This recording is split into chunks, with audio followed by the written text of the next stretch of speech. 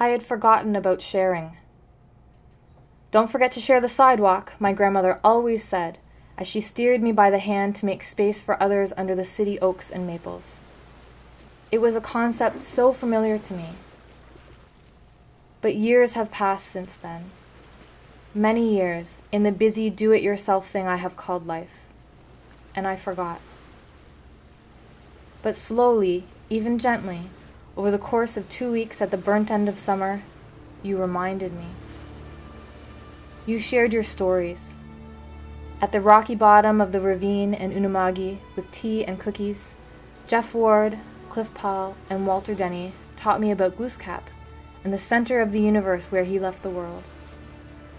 In the silent woods of Stone Bear, Chief Frank Muse told us stories about the trees and the hawks. Stories of acceptance and kindness, of love and loss. There were stories in our sharing circles too. Stories about the past, about our ancestors, bringing them forward in time. Time is not linear, I learned, but a circle. You shared your ways of knowing and your ways of seeing the world. Balance and interconnectedness. A sacred responsibility to care for the land.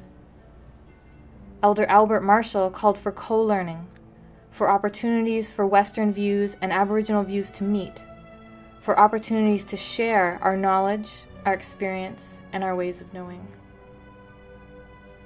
On our journey together, we shared tents and food and drink.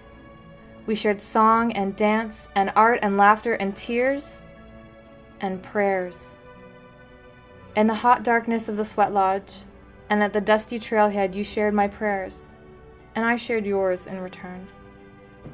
And I remembered. I came to realize that all the environmental management planning in the world would be strengthened by the simple, singular principle of sharing.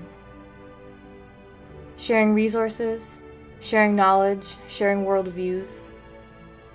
And not just sharing with each other as nations, as people, but also having the understanding that we must share with the plants and animals, with the earth, the water, and the air. We must share with future generations. For the Mi'kmaq, the 8-pointed star is about sharing. Shalan Jodri taught us that. The 7 districts of Mi'kma'ki made space for outsiders and newcomers by adding that final 8th point. They were ready to share. I do not yet know my place in the world, where exactly I fit, or what I will do to make the world a better place. But I do know that I will take with me these lessons of sharing, these lessons that would make my grandmother proud. Thank you for reminding me.